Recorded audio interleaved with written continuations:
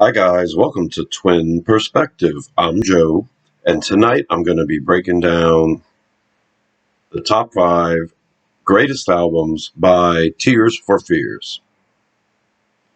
Now, by greatest, I mean my favorites. I think if there was a poll taken of all the Tears for Fears fans, probably say Songs from the Big Chair is their greatest album. But whether it's number one or not, you'll have to tune in and find out. I'll tell you that my top 3 are from the 80s. I've loved Tears for Fears from their beginnings. And here's the way I see it. At number 5, I'm going with Everybody Loves a Happy Ending from 2005. This is a fine album from the later years. The songs on there that I like include Everybody Loves a Happy Ending, Closest Thing to Heaven, Call Me Mellow, and Secret World. It's a good album altogether.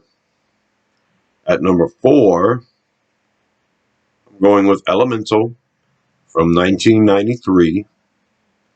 This was the first album without Kurt. Kind of felt like a Roland Orzabal solo album, but the band did a good job here. And I like every song on the album, including the title track opener, Elemental. I also like Cold. Break It Down Again was a big single. Mr. Pessimist, that's fun lyrically. Dog's a Best Friend's Dog, like that one too. Fish Out of Water, don't know if that one's about Kurt or not. I gotta go check that out and find out, but great song.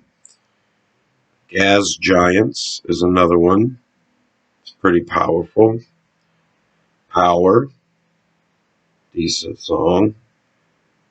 My favorite on the album, Brian Wilson Said. And yes, it is definitely inspired by Brian Wilson.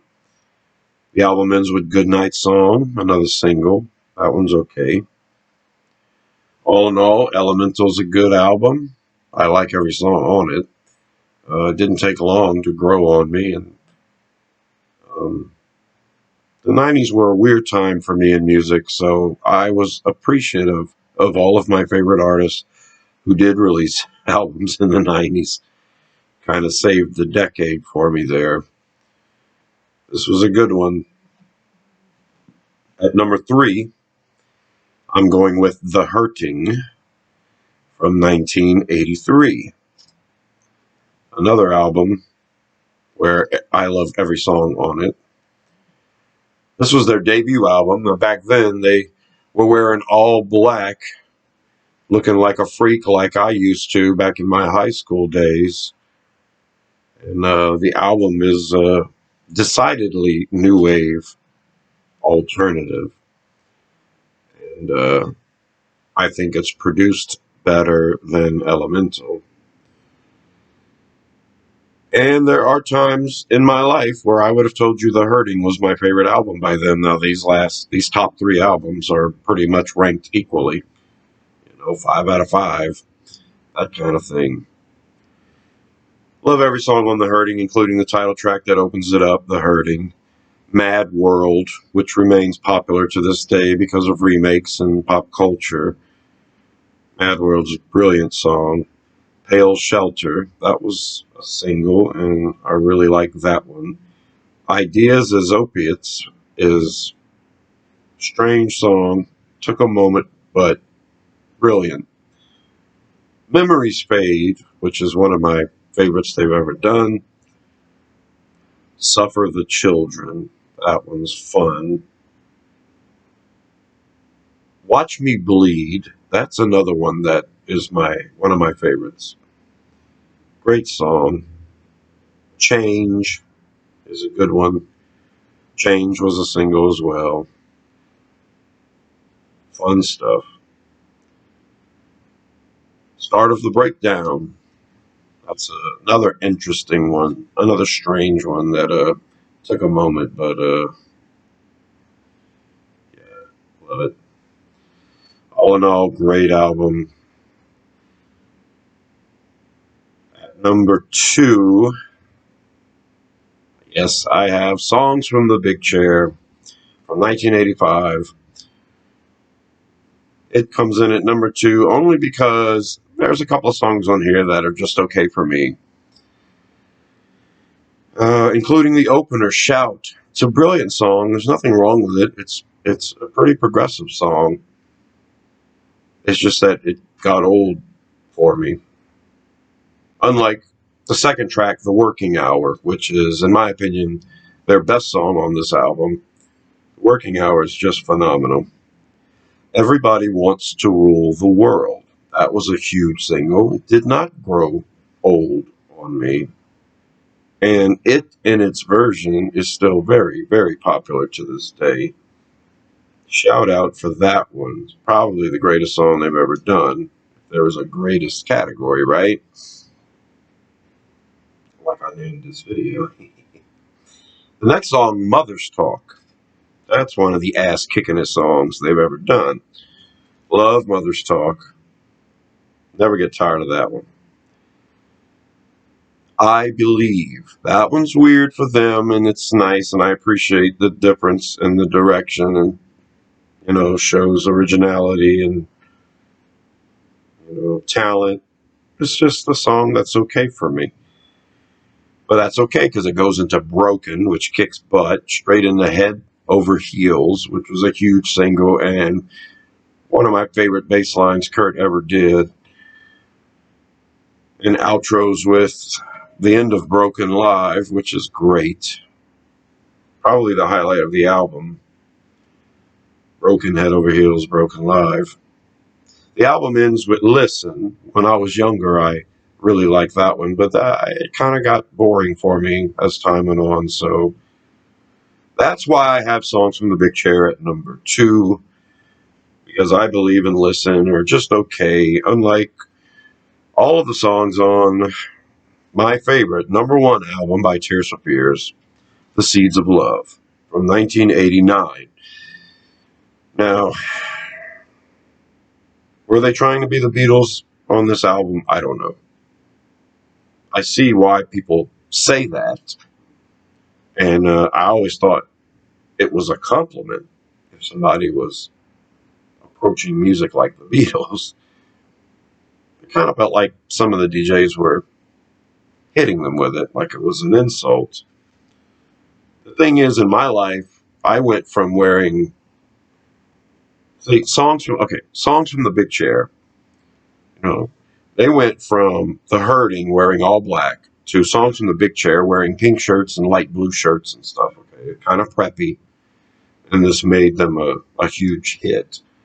Once they acquired this, they could go back to being a freak if they wanted. And with The Seeds of Love, it was almost like they were freakies and hippies again. And a reflection on my life was before I really had style and I was letting other people influence how I dressed, I would have worn something like a pink shirt or a light blue shirt. I was just trying to be, whatever was popular. And that was kind of a bad word in the 80s, as I realized growing up. I settled in on looking like a freak because I liked the alternative new wave music and I was trying to dress like those musicians. And also, black on black is pretty simple. Not a lot of thought there to get dressed in the morning. And I thought it was appropriate. A lot of people gave a shit for it. But, you can wear all black to casual or dress, a wedding or a funeral. So, the fact that The Seeds of Love is considered a Beatle-esque album, and they're kind of being experimental, it's kind of like in my life when, in the early 20s, I kind of started wearing hippie clothes a little bit to get away from the all black. So I didn't mind the hippie direction at all. I think it was true to their, selves. They were freaks. They had to pop it up a little to get some airplay, and then after that, they were able to be freaks again. This still has a lot of really good stuff on it. The first song, Woman in Chains, is my favorite song they've ever done. It's my third favorite song of all time by anybody. And not just because Phil Collins plays the drums on it. Woman in Chains is a beautiful song. One of my favorites ever. Badman's song features Manu Katché on the drums and Pino Palladino on the bass. And Badman's song is one of the ass-kickingest songs they've ever done. Sowing the Seeds of Love was the big single, and it was pretty popular.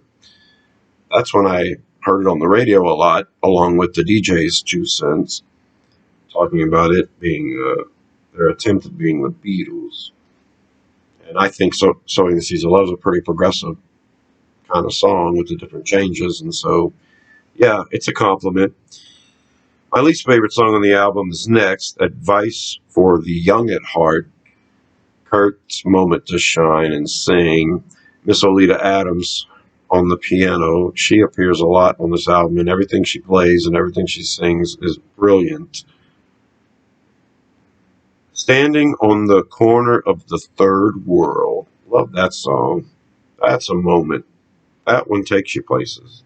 It hints to a lot of things, Pink Floyd, and yeah, that's a great song. Love that one. Swords and Knives. When life begins with needles and pens, it ends with swords and knives. That's a brilliant one. The Year of the Knife. Another one with Manu on the drums. Awesome stuff. The album ends with famous last words. When the Saints Go Marching In. Love that song. Love this album. Like I say, my top 3 here are equal. I just give Seeds of Love the edge because it's not as well produced as songs from the Big Chair, but I love all of the songs on it. I love all the songs on The Hurting too. Very good band. Love this band. They're in my top 25 all time.